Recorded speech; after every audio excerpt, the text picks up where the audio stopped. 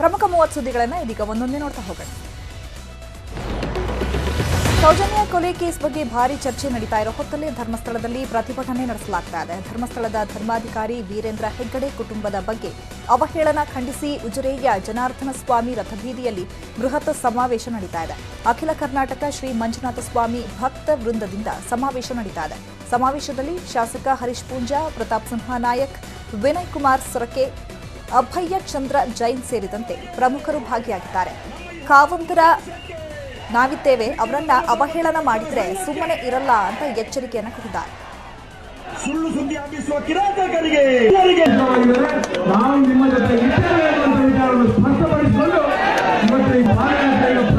ಕಳೆದ 11 ವರ್ಷಗಳ ಹಿಂದೆ ಧರ್ಮಸ್ಥಳದ ಒಂದು ಭಾಗದಲ್ಲಿ ಒಂದು ದುರ್ಘಟನೆ ನಡೀತದೆ, ಒಂದು ಕೊಲೆ ಆಗ್ತಾಳೆ. ಹಾಗಾಗಿ ಇದೊಂದು ಬಹಳ ನೋವಿನ ಸಂಗತಿ. ಆದರೆ ಆ ಬಗ್ಗೆ ಬಹಳಷ್ಟು ಕ್ರೋಧದಿಂದ, ರೋಷದಿಂದ ಆ ದಿನದಲ್ಲಿ ನಾವು ಹೋರಾಟದ ಮುಂಚೂಣಿಯನ್ನು ಮಾಡಿಕೊಂಡೆವು. ನಂತರ ಈ ಒಂದು ಹೆಸರಿನಲ್ಲಿ ಬೇರೆಯವರು ಇದೊಂದು ಕಾರಣವನ್ನು ಇಟ್ಟುಕೊಂಡು ಬೇರೆ ಬೇರೆ ಸಮಾಜದ ಸ್ವಾಸ್ಥ್ಯವನ್ನು ಕೆಡಿಸುವಂಥ ನಿಟ್ಟಿನಲ್ಲಿ ಪ್ರಯತ್ನವನ್ನು ಮಾಡಿದರು. ಕ್ಷೇತ್ರವನ್ನು, ಧರ್ಮಸ್ಥಳದ ಹೆಗ್ಗಡೆಯವರನ್ನು ಮತ್ತು ಅವರೆಲ್ಲ ಕಾರ್ಯಕ್ರಮಗಳ ವಿರುದ್ಧ ಎಲ್ಲಿವರೆಗೆ ದುರ್ದೈವ ಅಂತ ಹೇಳಿದರೆ ಧರ್ಮಸ್ಥಳದ ಮಂಜುನಾಥ ಸ್ವಾಮಿಗೆ ಮತ್ತು ಅಣ್ಣಪ್ಪ ಸ್ವಾಮಿಗೆ ಕೈ ಮುಗಿಯುವುದೇ ವೇಸ್ಟ್ ಅಂತ ಹೇಳುವಂತ ಒಂದು ವಿಷಯವನ್ನು ಒಬ್ಬ ವ್ಯಕ್ತಿ ಹೇಳ್ತಾನಂತ ಹೇಳಿದ್ರೆ ಹಾಗಾದ್ರೆ ಅವರ ಮನಸ್ಸು. ಧರ್ಮಸ್ಥಳದಲ್ಲಿ ನಡೀತಾ ಇರೋ ಪ್ರತಿಭಟನೆಯಲ್ಲಿ ಸೌಜನ್ಯ ತಾಯಿ ಕುಸುಮಾವತಿ ಹಾಗೂ ಅವರ ಕುಟುಂಬ ಸಹೋದರಿಯರು ಭಾಗವಹಿಸಿದ್ರು.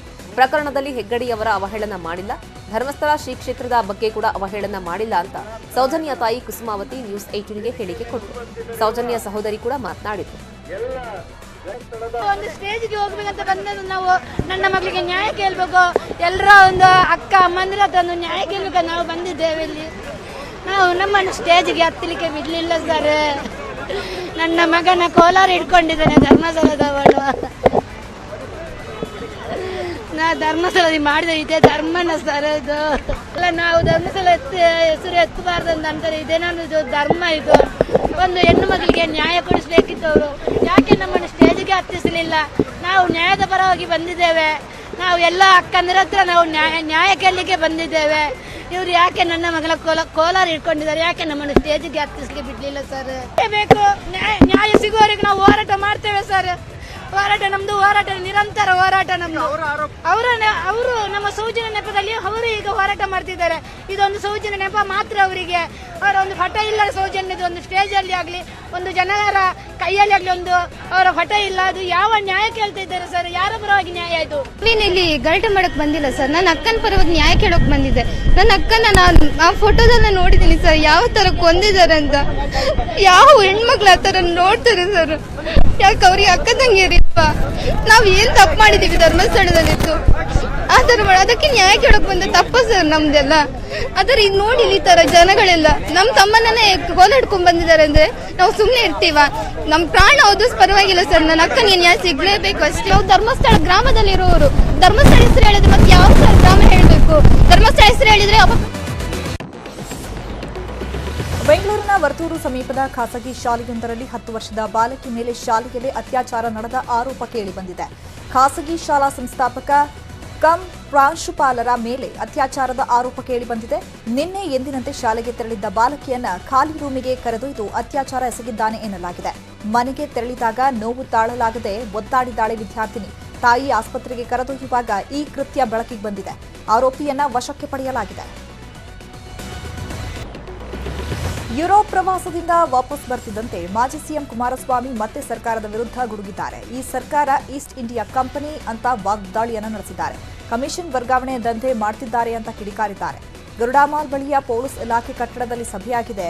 ವೈಎಸ್ವಿ ಟ್ಯಾಕ್ಸ್ನವರು ಅಲ್ಲೇ ಇದ್ದಿದ್ ಯಾಕೆ ಅಂತ ಪ್ರಶ್ನೆ ಮಾಡಿದ್ದಾರೆ. ಗುತ್ತಿಗೆದಾರರು ಇಂತಿಷ್ಟು ಪರ್ಸೆಂಟೇಜ್ ಕೊಡಬೇಕಂತೆ. ನಾನು ಯುರೋಪ್ನಲ್ಲಿ ಇದ್ದಾಗಲೇ ಮಾಹಿತಿ ಬಂತು ಅಂತ ಬಾಂಬ್ ಸಿಡಿಸಿದ್ದಾರೆ. ನಿಮ್ಮ ಬ್ರಿಗೇಡ್ ರೋಡ್ ಪ್ಯಾರಲ್ ರೋಡಲ್ಲಿ ಇದೆಯಲ್ಲ ಪೊಲೀಸ್ ಮೆಸ್ಸು ಗರುಡಾಮಾಲ್ ಹತ್ರ, ಅಲ್ಲಿ ಸಭೆ ನಡೀಬೇಕಾದ್ರೆ ಯಾರಿದ್ರು? ಸಭೆ ನಡೀಬೇಕಾದ್ರೆ YST ಟ್ಯಾಕ್ಸ್ನವರು ಅಲ್ಲೇ ಇದ್ರಲ್ವೇ? ಯಾರು ಅವರಿಗೆ ಅಲ್ಲಿರಲಿಕ್ಕೆ? ಅದು ಸೀನಿಯರ್ ಅಧಿಕಾರಿಗಳು, ಗೃಹ ಮಂತ್ರಿಗಳು, ಮುಖ್ಯಮಂತ್ರಿಗಳು ವರ್ಗಾವಣೆಗೆ ಚರ್ಚೆ ಮಾಡಬೇಕಾದ್ರೆ YST ಟ್ಯಾಕ್ಸ್ನವ್ರನ್ನ ಕೂರಿಸ್ಕೊಂಡು ನೀವು ಚರ್ಚೆ ಮಾಡಿದ ಮೇಲೆ ಈ ಆಡಳಿತ ಎಲ್ಲಿಗೆ ಬಂದಿದ್ದು? ಕಾಂಗ್ರೆಸ್ ಪಕ್ಷದ ಕತೆ ನಿಮ್ಗೆ ಹೇಳಬೇಕು ಅನ್ನೋದಾದರೆ ವಸೂಲಿಗೆ ಆ ಪಕ್ಷ ಇರೋದು. ಈಸ್ಟ್ ಇಂಡಿಯಾ ಕಂಪ್ನಿಯವರು ಈ ದೇಶದ ಆಡಳಿತವನ್ನು ಕಾಂಗ್ರೆಸ್ ಪಕ್ಷಕ್ಕೆ ಕೊಟ್ಟು ಹೋದರು. ಕಾಂಗ್ರೆಸ್ ಪಕ್ಷ ಈಸ್ಟ್ ಇಂಡಿಯಾ ಕಂಪನಿಯ ವಸೂಲಿ ಇತ್ತಲ್ಲ ಅದನ್ನು ಮುಂದುವರಿಸ್ಕೊಂಡು ಬಂದಿದ್ದಾರೆ ಇವರು. ಎಚ್ಡಿಕೆ ಟ್ರಾನ್ಸ್ಫರ್ ಹೇಳಿಕೆ ಬಗ್ಗೆ ಕಾಂಗ್ರೆಸ್ನ ನಾಯಕರು ಗರಂ ಆಗಿದ್ದಾರೆ. ಎಚ್ಡಿಕೆ ಅವರ ಖುಷಿಗೆ ಅವರು ಮಾತನಾಡ್ತಿದ್ದಾರೆ. ಅನುಭವ ಇದೆಯಲ್ವಾ, ಮಾತನಾಡ್ತಾ ಇರಬೇಕು, ಅಣ್ಣ ಹೇಳಿದ್ದಾರೆ ತಮ್ಮ ಕೇಳ್ತಾ ಇರಬೇಕು ಅಂತ ಡಿಕೆ ಶಿವಕುಮಾರ್ ಲೇವಡಿ ಮಾಡಿದ್ದಾರೆ. ಸಿದ್ದರಾಮಯ್ಯ ಕೂಡ ಎಚ್ಡಿಕೆ ಬಗ್ಗೆ ಲೇವಡಿ ಮಾಡಿದ್ರು. Hit and run case always. Pen drive ಅಂತ ತೋರಿಸಿದ್ರಲ್ಲ, ಮಾಡಿದ್ರ ಸಾಬೀತು ಮಾಡಿದ್ರೇನ್ರಿ? ಇದ್ರಲ್ವ ಬಿಡೋದು? ಇದ್ರಲ್ವೇನ್ರಿ ಬಿಡೋದು? ಅವರೇ ಇಟ್ಕೊಂಡು ಜೇಬ್ನಲ್ಲಿ ಇಟ್ಕೊಳ್ತಾರ? ಸುಮ್ಮನೆ ಹೇಳ್ತಾರ್ರಿ. ಈ Kumaraswamy is a known hit and run case. ಏನು ಖುಷಿ ಇದೆಯೋ ಏನು ಬೇಕು ಅನ್ನೋ ಮಾತಾಡಲಿ. ಅವ್ರ ಸಮಾಧಾನಕ್ಕೆ ಮಾತಾಡೋಕ್ಕೆ ಅವ್ರನ್ನ ಯಾರು ಬೇಡ ಅಂತ ಹೇಳ್ತಾರೆ. ರೆಸ್ಟ್ ತೊಗೊಂಡು ಬಂದಿದ್ದಾರೆ, ಒಳ್ಳೇದಾಗಲಿ. ಈ ವಿಷಯ ಮಾಡಿದ್ರೆ ಭಾಳ ಸಂತೋಷ. ಅವ್ರ ಆಶೀರ್ವಾದ ನಮಗೆ ಭಾಳ ಮುಖ್ಯ, ಅವ್ರ ಮಾರ್ಗದರ್ಶನ ನಮಗೆ ಭಾಳ ಮುಖ್ಯ. ಇನ್ನು ಎಚ್ಡಿಕೆ ಪೆನ್ ಡ್ರೈವ್ ಹೇಳಿಕೆಗೆ ಸಚಿವ ಪ್ರಿಯಾಂಕ್ ಖರ್ಗೆ ಲೇವಡಿ ಮಾಡಿದ್ದಾರೆ. ಎಚ್ಡಿಕೆ ಬಳಿ ಇರುವುದು ಎಸ್ಪಿ ರೋಡ್ನಲ್ಲಿ ಖರೀದಿಸಿರೋ ಪೆನ್ ಡ್ರೈವ್. ಅಸಲಿ ಪೆನ್ ಡ್ರೈವ್ ಇದ್ದಿದ್ರೆ ರಿಲೀಸ್ ಮಾಡಲಿ ಅಂತ ಕಲಬುರಗಿಯಲ್ಲಿ ಪ್ರಿಯಾಂಕ್ ಖರ್ಗೆ ಹೇಳಿದ್ದಾರೆ. ಈಗ ಅವರು ಮುಳುಗೋಗ್ತಾ ಇದ್ದಾರೆ. ಈಗ ಅದಕ್ಕೆ ಅವರು ಅಸ್ತಿತ್ವವನ್ನ ಉಳಿಸ್ಕೊಳ್ಳಿಕ್ಕೆ ಇವತ್ತು ಹೀಗೆ ಇರ್ಲಾರ್ದೆಲ್ಲ ಮಾತನಾಡ್ತಾ ಇದ್ದಾರೆ. ನಾನು ದಯವಿಟ್ಟು ಮನವಿ ಮಾಡ್ಕೊಳ್ತೇನೆ, ಇವಾಗ ಯಾಕೆ ಹಿಂಗಾಗಿದಾರೋ ಗೊತ್ತಿಲ್ಲ. ಅದೇನು ವಿರೋಧ ಪಕ್ಷ ನಾಯಕರಾಗಬೇಕಂತ ಇದ್ರು. ಈಗ JDS ಅಂತೂ ನೆಲ ಕಚ್ಚಿದೆ. ಯುರೋಪ್, ಸಿಂಗಾಪುರ್ ಎಲ್ಲ ಪ್ರವಾಸ ಮಾಡ್ತಾ ಇದ್ದಾರೆ, ಮಾಡ್ಲಿ ಬೇರೆ ಬೇರೆ ದೇಶದಲ್ಲಿ. ವಿದೇಶ ಪ್ರವಾಸದಿಂದ ಯಡಿಯೂರಪ್ಪ ವಾಪಸ್ ಬಂದಾದ ಮೇಲೆ ಏರ್ಪೋರ್ಟ್ನಲ್ಲಿ ಡಿಕೆ ಶಿವಕುಮಾರ್ ಅವರಿಗೆ ಸಿಕ್ಕಿದ್ದಾರೆ. ಡಿಕೆ ಶಿವಕುಮಾರ್ ದೆಹಲಿ ಪ್ರವಾಸವನ್ನು ಮುಗಿಸಿ ಬಂದಾಕ್ಷಣ ಏರ್ಪೋರ್ಟ್ ಹೊರಗಡೆ ಕಾರಿನಲ್ಲಿದ್ದ BSY ಅವರನ್ನ ಮಾತನಾಡಿಸಿದ್ರು. ಕೈಕುಲುಕಿ ಪರಸ್ಪರ ಕುಶಲೋಪರಿ ವಿಚಾರಿಸಿದ್ರು. ಉಡುಪಿಯಲ್ಲಿ ನಿನ್ನೆ ಪ್ರತಿಭಟನೆ ವೇಳೆ ಪ್ರಚೋದನಕಾರಿ ಭಾಷಣ ಮಾಡಿದ ಆರೋಪದ ಮೇಲೆ ಇಬ್ಬರು ಹಿಂದೂ ಮುಖಂಡರ ಮೇಲೆ ಕೇಸ್ ದಾಖಲಾಗಿದೆ. ವಿಎಚ್ಪಿಯ ಶರಣ್ ಪಂಪ್ವೆಲ್ ಹಾಗೂ ಭಜರಂಗ ದಳದ ಜಿಲ್ಲಾ ಸಂಚಾಲಕ ದಿನೇಶ್ ಮೆಂಡನ್ ವಿರುದ್ಧ ಪ್ರಕರಣ ದಾಖಲಾಗಿದೆ. ಮಹಿಳೆಯರು ಸೌಟ್ ಬದಲು ತಲ್ವಾರನ್ನ ಹಿಡಿಯುವಂತೆ ಕರೆ ಕೊಟ್ಟಿದ್ರು ಶರಣ್ ಪಂಪ್ವೆಲ್.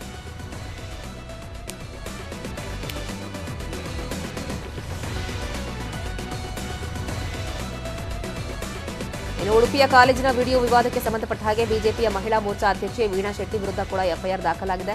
ಜುಲೈ 28ರಂದು ಬಿಜೆಪಿ ಹಮ್ಮಿಕೊಂಡಿದ್ದ ಪ್ರತಿಭಟನೆಯಲ್ಲಿ ಕೋಮು ದ್ವೇಷದ ಭಾಷಣ ಮಾಡಿದರು. ಈ ಮಧ್ಯೆ ಕೋಟಾ ಶ್ರೀನಿವಾಸ ಪೂಜಾರಿ ನೇತೃತ್ವದಲ್ಲಿ ಬೆಂಗಳೂರಿನಲ್ಲಿ ಪ್ರತಿಭಟನೆಯಾಗಿದೆ. ರಾಜ್ಯಪಾಲರಿಗೆ ದೂರನ್ನು ಕೊಡಲಾಗಿದ್ದು ಎಸ್ಐಟಿ ತನಿಖೆಗೆ ಆಗ್ರಹಿಸಿದ್ದಾರೆ.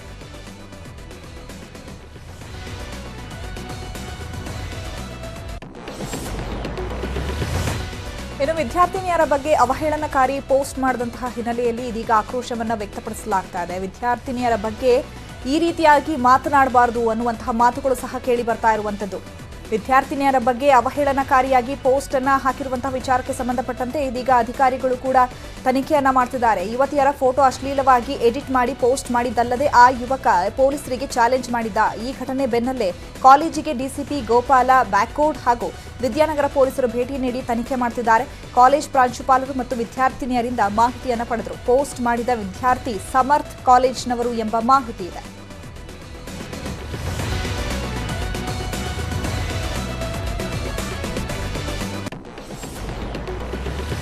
ಸಚಿವ ಮಧು ಬಂಗಾರಪ್ಪ ವಿರುದ್ಧ ಶಿವಮೊಗ್ಗದಲ್ಲಿ ಪ್ರತಿಭಟಿಸಿದ ಬಿಜೆಪಿಯವರ ಮೇಲೆ ಕೇಸ್ ದಾಖಲಾಗಿದೆ. ಕಪ್ಪುಪಟ್ಟಿ ಪ್ರದರ್ಶಿಸಿದ್ದ 13 ಯುವ ಮೋರ್ಚಾ ಕಾರ್ಯಕರ್ತರ ವಿರುದ್ಧ ಕೇಸ್ ಆಗಿದೆ. ಅಲ್ಲದೆ ಗೋರಕ್ಷಣೆಗಾಗಿ ಹೋರಾಡುವವರ ವಿರುದ್ಧ ಸಾಗರ ಹಾಗೂ ಸೊರಬ ಭಾಗದಲ್ಲಿ ನೋಟಿಸ್ ಕೊಡಲಾಗಿದೆ. ಕೇಸ್ ಹಾಕಿದ ಹಾಗೆ ನೋಟಿಸ್ ನೀಡಿದ ವಿಚಾರಕ್ಕೆ ಸರ್ಕಾರದ ವಿರುದ್ಧ ಮಾಜಿ ಶಾಸಕ ಹರತಾಳು ಹಾಲಪ್ಪ ಗರಂ ಆಗಿದ್ದಾರೆ. ಕಾಂಗ್ರೆಸ್ನಿಂದ ದ್ವೇಷದ ರಾಜಕಾರಣ ನಡೀತಾ ಇದೆ ಅಂತ ಕಿಡಿಕಾರಿದ್ರು. ಕೆಲ ಹಿಂದೂ ಸಂಘಟನೆಗಳು ಗರಂ ಆಗಿದ್ದು ಜಿಲ್ಲಾಡಳಿತಕ್ಕೆ ದೂರು ಕೊಟ್ಟಿದೆ. ಬಂದ ಮೇಲೆ ಕೆಲವು ಶಾಸಕರು ಕೆಲವು ಕಾಂಗ್ರೆಸ್ ಪುಡಾರಿಗಳ ಮಾತು ಕಟ್ಟಿಕೊಂಡು ಗಡೀಪಾರ್ನಂತ BJP ಪಕ್ಷದ ಕೆಲವು ಪದಾಧಿಕಾರಿಗಳನ್ನು, ಪರಿವಾರದ ಕೆಲವು ಸ್ನೇಹಿತರನ್ನು ಗಡೀಪಾರ್ ಮಾಡಬೇಕು ಅಂತ ಹೇಳಿ ಒಂದು ಫೈಲ್ ಮೂವ್ ಮಾಡ್ತಾ ಇದ್ದಾರೆ. ನೋಟಿಸ್ ಕೂಡ ಬಂದಿದೆ ಸಾಗರದಲ್ಲಿ ಒಬ್ಬರಿಗೆ. ಅವರೊಬ್ಬ ಸಾಧಾರಣ ರೈತನ ಮಗ. ಯಾವ ಗಡೀಪಾರ್ ಮಾಡ್ತಕ್ಕಂಥ ಯಾವ ಕೆಲಸವನ್ನು, ಅನೈತಿಕ ಕೆಲಸಗಳನ್ನು ಮಾಡಿಲ್ಲ. ಯಾವ ರಾಬರಿನೂ ಮಾಡಿಲ್ಲ, ಯಾವುದೇ ಹೀನ ಕೃತ್ಯಗಳನ್ನು ಮಾಡಿಲ್ಲ. ಭಾರತೀಯ ಪುರಾತತ್ವ ಸರ್ವೇಕ್ಷಣಾ ಇಲಾಖೆ ಉತ್ತರ ಪ್ರದೇಶದ ವಾರಣಾಸಿಯ ಕಾಶಿ ವಿಶ್ವನಾಥ ದೇವಸ್ಥಾನದ ಪಕ್ಕದಲ್ಲಿರುವ ಜ್ಞಾನವಾಪಿ ಮಸೀದಿಯಲ್ಲಿ ಸರ್ವೆ ಶುರು ಮಾಡಿದೆ. ಭಾರೀ ಪೊಲೀಸ್ ಭದ್ರತೆಯ ನಡುವೆ ವೈಜ್ಞಾನಿಕ ಸಮೀಕ್ಷೆ ನಡೀತಾ ಇದೆ. ಮಾಧ್ಯಮದವರು ಹಾಗೂ ಸ್ಥಳೀಯರ ಭೇಟಿಗೆ ನಿರ್ಬಂಧ ಹೇರಲಾಗಿದೆ. ವಾರಣಾಸಿಯ ಜ್ಞಾನವಾಪಿ ಮಸೀದಿ ಆವರಣದಲ್ಲಿ ಸಮೀಕ್ಷೆ ನಡೆಸಲು ಅನುಮತಿ ನೀಡಿರುವುದನ್ನು ಪ್ರಶ್ನಿಸಿ ಅರ್ಜಿ ಸಲ್ಲಿಸಿದ್ದ ಅಂಜುಮನ್ ಇಂತೇಜಾಮಿಯಾ ಮಸೀದಿ ಸಮಿತಿ ಸಲ್ಲಿಸಿದಂತಹ ಅರ್ಜಿಯನ್ನು ಅಲಹಾಬಾದ್ ಕೋರ್ಟ್ ನಿನ್ನೆ ವಜಾಗೊಳಿಸಿತ್ತು. ಹೀಗಾಗಿ ಇವತ್ತಿನಿಂದ ಸರ್ವೆ ಶುರುವಾಗಿದೆ.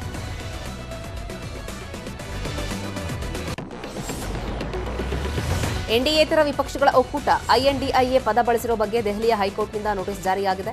ಕೇಂದ್ರ ಸರ್ಕಾರ, ವಿಪಕ್ಷಗಳು ಹಾಗೂ ಚುನಾವಣಾ ಆಯೋಗಕ್ಕೆ ವಿವರಣೆ ಕೇಳಿ ನೋಟಿಸ್ ಕೊಡಲಾಗಿದೆ. ಕಾಂಗ್ರೆಸ್ ನೇತೃತ್ವದ ವಿಪಕ್ಷಗಳ ಒಕ್ಕೂಟಕ್ಕೆ ಐಎನ್ಡಿಐಎ ಎಂದು ಹೆಸರಿಟ್ಟುಕೊಂಡ ಬಗ್ಗೆ ಆಕ್ಷೇಪ ವ್ಯಕ್ತಪಡಿಸಿ ಕೋರ್ಟ್ ಮೆಟ್ಟಿಲೇರಲಾಗಿತ್ತು.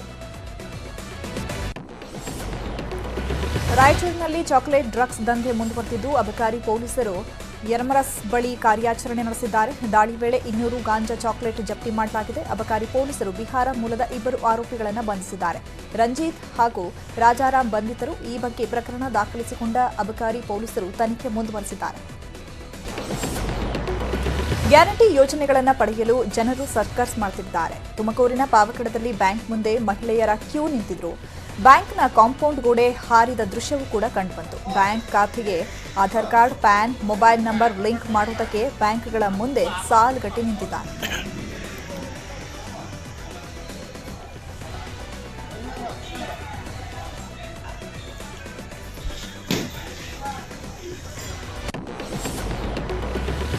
ಗ್ಯಾರಂಟಿ ಸ್ಕೀಮ್ ಅನುಷ್ಠಾನದಲ್ಲಿ ಅಧಿಕಾರಿಗಳ ಎಡವಟ್ಟು ಮಾಡ್ತಿದ್ದಾರಾ ಅನ್ನೋ ಪ್ರಶ್ನೆ ಇದೆ. ಸತ್ತವರ ಬ್ಯಾಂಕ್ ಖಾತೆಗೆ ಹೋಗಿದ್ದಂತೆ ಅನ್ನಭಾಗ್ಯದ ದುಡ್ಡು.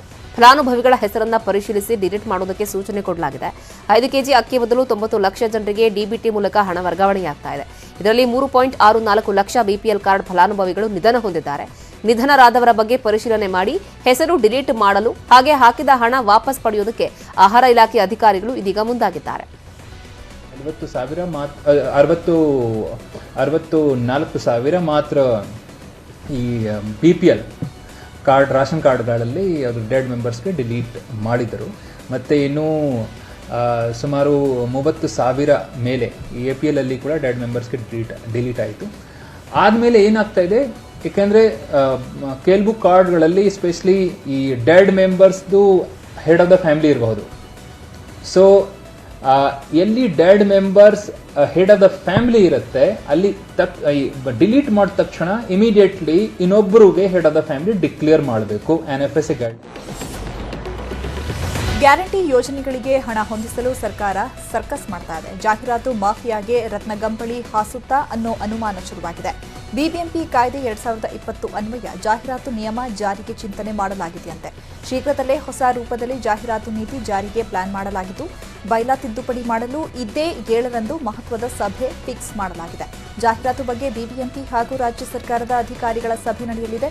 ಹೊಸ ಜಾಹೀರಾತು ನಿಯಮ ಜಾರಿಯಾದರೆ 1,500 ಕೋಟಿಗೂ ಅಧಿಕ ಆದಾಯದ ನಿರೀಕ್ಷೆ ಇದೆ. ಬಿಬಿಎಂಪಿ ಹಣಕಾಸು ವಿಭಾಗದ ಮೂಲಗಳಿಂದ ನ್ಯೂಸ್ 18ಗೆ ಮಾಹಿತಿ ಸಿಕ್ಕಿದೆ. ಬೆಂಗಳೂರಲ್ಲಿ ನಿನ್ನೆ 45 ಕಡೆ ಲೋಕಾಯುಕ್ತ ರೇಡ್ ನಡೆದಿತ್ತು. ಇವತ್ತು ಕೂಡ ರೇಡ್ ಆಗಿದ್ದ ಕಂದಾಯ ಇಲಾಖೆ ಅಧಿಕಾರಿಗಳ ಮನೆ ಹಾಗೂ ಕಚೇರಿಗಳಲ್ಲಿ ಶೋಧ ಮುಂದುವರೆದಿದೆ. ಅಧಿಕಾರಿಗಳು ಸಾಕಷ್ಟು ದಾಖಲೆಯನ್ನು ಸಂಗ್ರಹಿಸುತ್ತಿದ್ದಾರೆ.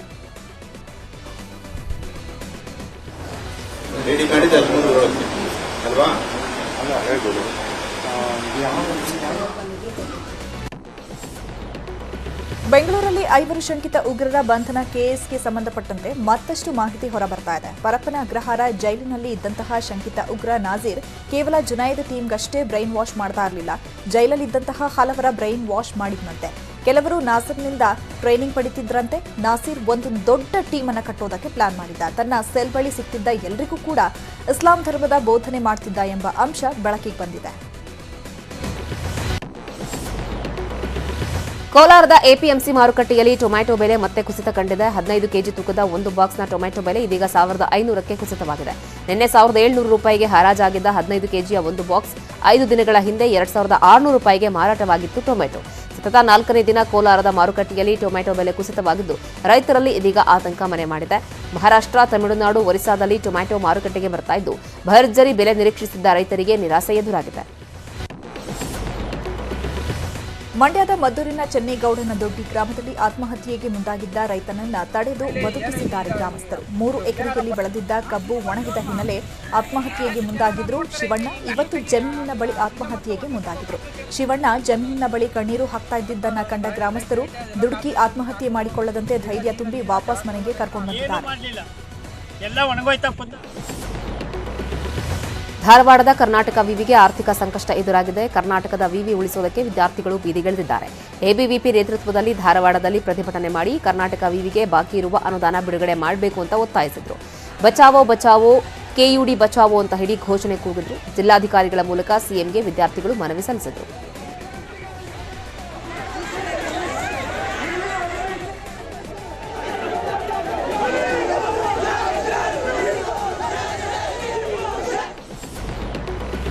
ಮೈಸೂರಲ್ಲಿ ದಸರಾಗೆ ಸಿದ್ಧತೆಗಳು ಶುರುವಾಗಿವೆ. ಸೆಪ್ಟೆಂಬರ್ 1ಕ್ಕೆ ಗಜ ಪಯಣಕ್ಕೆ ಚಾಲನೆ ಸಿಗಲಿದೆ. ಸೆಪ್ಟೆಂಬರ್ 4ಕ್ಕೆ ಅರಮನೆಗೆ ಆನೆಗಳು ಪ್ರವೇಶ ಮಾಡಲಿದೆ. ಈಗಾಗಲೇ ಜಂಬೂ ಸವಾರಿಯ ಆನೆಗಳನ್ನು ಆಯ್ಕೆ ಮಾಡಿದ್ದಾರೆ. ಅರಣ್ಯಾಧಿಕಾರಿಗಳು ಕ್ಯಾಪ್ಟನ್ ಅಭಿಮನ್ಯು ನೇತೃತ್ವದಲ್ಲಿ ಜಂಬೂ ಸವಾರಿ ಮೆರವಣಿಗೆ ನಡೆಯಲಿದೆ. ಕುನೋ ರಾಷ್ಟ್ರೀಯ ಉದ್ಯಾನವನದಲ್ಲಿ ನಿನ್ನೆ ಮತ್ತೊಂದು ಚೀತಾ ಸಾವನ್ನಪ್ಪಿದ್ದು 5 ತಿಂಗಳಲ್ಲಿ ಚೀತಾಗಳ ಸಾವಿನ ಸಂಖ್ಯೆ 9ಕ್ಕೇರಿದೆ. ಹೆಣ್ಣು ಚಿರತೆ ಧಾತ್ರಿ ಶವವಾಗಿ ಪತ್ತೆಯಾಗಿದೆ. 7 ಗಂಡು 6 ಹೆಣ್ಣು ಮತ್ತು 1 ಹೆಣ್ಣು ಮರಿ ಸೇರಿ ಒಟ್ಟು 20 ಚೀತಾಗಳನ್ನು ಕುನೋ ರಾಷ್ಟ್ರೀಯ ಉದ್ಯಾನವನದ ಬೊಮಾಸ್ನಲ್ಲಿ ಇರಿಸಲಾಗಿದ್ದು ಅವುಗಳ ಆರೋಗ್ಯದ ಬಗ್ಗೆ ಉದ್ಯಾನವನದ ವನ್ಯಜೀವಿ ಪಶುವೈದ್ಯರು ಹಾಗೂ ನಮೀಬಿಯಾದ ತಜ್ಞರು ಮೇಲ್ವಿಚಾರಣೆ ಮಾಡುತ್ತಿದ್ದಾರೆ. 2 ಹೆಣ್ಣು ಚೀತಾಗಳು ಬಯಲಿನಲ್ಲಿ ಇದ್ದು ಅವುಗಳಲ್ಲಿ 1 ಶವವಾಗಿ ಪತ್ತೆಯಾಗಿದೆ. ಕಳೆದ ವರ್ಷ ಸೆಪ್ಟೆಂಬರ್ನಲ್ಲಿ ನಮೀಬಿಯಾ ಮತ್ತು ದಕ್ಷಿಣ ಆಫ್ರಿಕಾದಿಂದ ತರಲಾದ 20 ಚೀತಾಗಳನ್ನು ರಾಷ್ಟ್ರೀಯ ಉದ್ಯಾನವನದಲ್ಲಿ ಬಿಡಲಾಗಿತ್ತು. ಅಂದಿನಿಂದ ಅಲ್ಲಿ 4 ಮರಿಗಳು ಜನಿಸಿದ್ವು.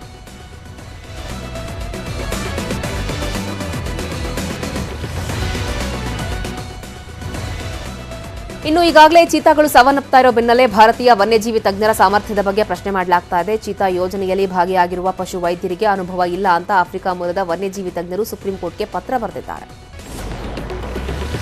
ಮಂಡ್ಯ ಜಿಲ್ಲೆಯ ಪಾಂಡವಪುರದಲ್ಲೊಂದು ಘಟನೆ ನಡೆದಿದೆ. ಯುವತಿಯನ್ನ ಚುಡಾಯಿಸ್ತಾ ಇದ್ದುದನ್ನ ಪ್ರಶ್ನಿಸಿದ್ದಕ್ಕೆ ಅಂಗಡಿಯನ್ನೇ ಧ್ವಂಸ ಮಾಡಲಾಗಿದೆ.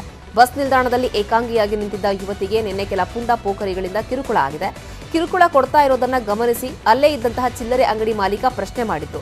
ಸಿಟ್ಟಿಗೆದ್ದ ಹುಡುಗರು ಅಂಗಡಿ ಮಾಲೀಕನ ಮೇಲೆಯೇ ರೇಗಾಡಿ ಅಂಗಡಿಯನ್ನೇ ಧ್ವಂಸ ಮಾಡಿದ್ದಾರೆ. ಬೆಲೆ ಏರಿಕೆ ಖಂಡಿಸಿ ಕನ್ನಡಪರ ಹೋರಾಟಗಾರ ವಾಟಾಳ್ ನಾಗರಾಜ್ ವಿಶಿಷ್ಟ ರೀತಿಯ ಪ್ರತಿಭಟನೆ ಮಾಡಿದ್ರು. ಬೆಂಗಳೂರಿನ ಮೆಜೆಸ್ಟಿಕ್ನಲ್ಲಿ ₹1ಗೆ 1 ಮುದ್ದೆ ಮಾರಾಟ ಮಾಡಿದ್ದಾರೆ. ಅಗತ್ಯ ವಸ್ತುಗಳ ಬೆಲೆ ಇಳಿಸುವಂತೆ ಆಗ್ರಹಿಸಿದ್ದಾರೆ.